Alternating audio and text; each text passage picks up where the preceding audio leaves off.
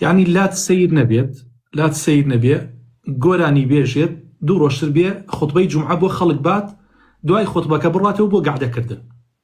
لات سەیر نەبێ لەم سەردەمەیە باشە، لات سەیر نەبێ کچە مۆدێلەکان بێن لە مەحفەلی قورئان لە مەحفەلە گەورەکانە قورئان بخوێنن دوای ئەوە لەسەر ستەیج ڕەقس و سەمای خۆیان بکەن. هیچ شتێکت لا سەیر نەبێت.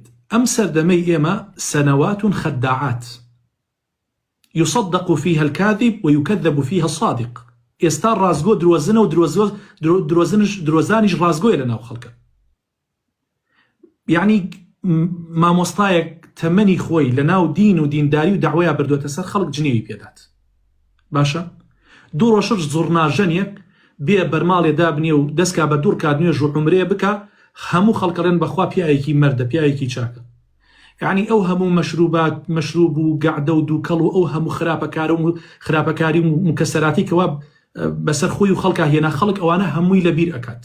گشتی دەستخۆشی لێکات و دەست خۆش بێ خۆمە کارێکی چاکە. بەڵام ئەی بۆ مامۆسا ئاینەکە خەڵک ئاوا دەمی کردوێتەوە. ها؟ بۆچی هەموو خەڵک جنێوی پێدات؟ تۆ باسی شەونێژ بۆ ئەو خەڵکاکەی، باسی ئەدەب و ئەخلاق بۆ خەڵکاکەی و خەڵکە جنێوت پێدات. باشە برا سەنەوات خەداعات قوربانکیان.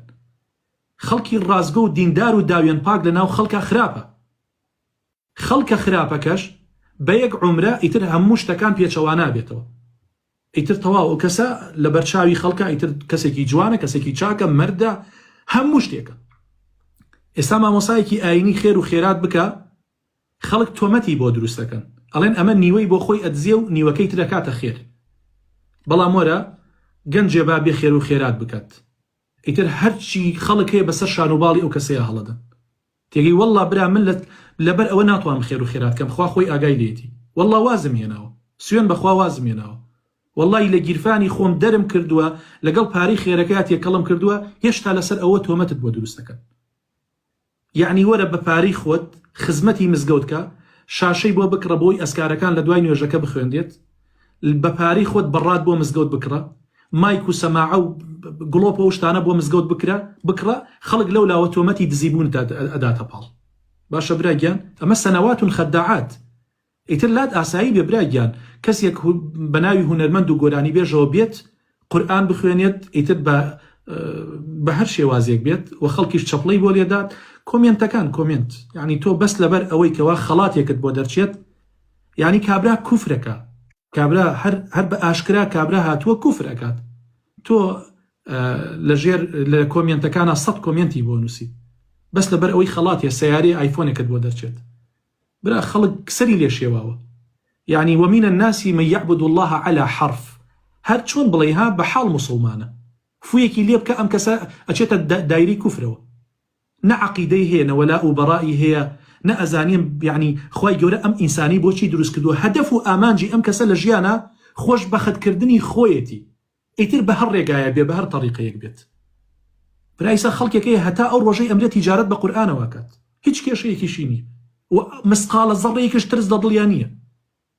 خەڵکێکەیە تیجارەت بەسەر خەڵکی مردووە کە ماڵێکە دیاخوا پێنجشەمان و جومعانان ئەڕوا بۆ قەبرستان لەویانە ئەڵێ وەرە با عەشەڕەیەکت بۆ بخوێنم باشە وەرە با ئەم سوورەتە بۆ بخوێنم ئەگەر ئەم سوورەتت بۆ بخوێنم خوا لە پیاوەکەت خۆشە بێ خوا لە مناڵەکەت خۆشە بێ بەهەشتی فیردەوسە بێتە جێگای لەوێ 100,000 لێسەنێت.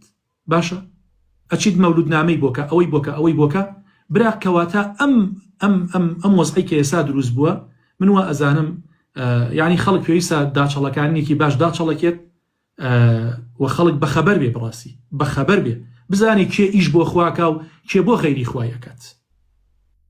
تێگەی براگیان ئێستا وای لێ هاتووە سەرکە براگیان ئێستا وای لێ هاتووە گۆرانی بێژێکی ئافرەت باشە ئیتر ئەمە گۆرانی بێژە بە هەموو کەلیمێک بە هەموو مانایەک ئەمە گۆرانی بێژە بێت بە شێوازە لە شێوازەکان سرودی ئاینی بڵێ و قورئان بخوێنێ و نازانم یعنی فتوا بدا فتوا باشە فتوا بدات و مامۆستایەکی وەکو منیش لەو لاوە بێ بۆی بشەرعینت بڵێ ئیشێکی زۆر باشەکەت.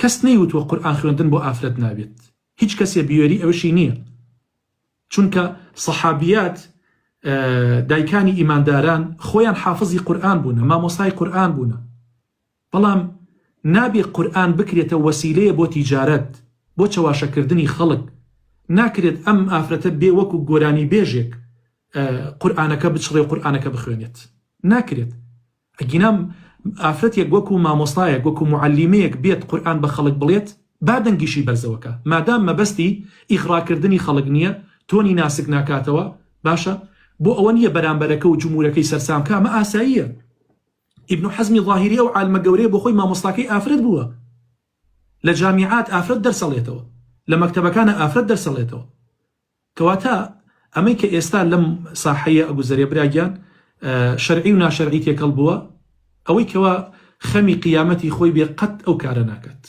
ئیشێ ناکە کە خوا پێ ڕازی نەبێت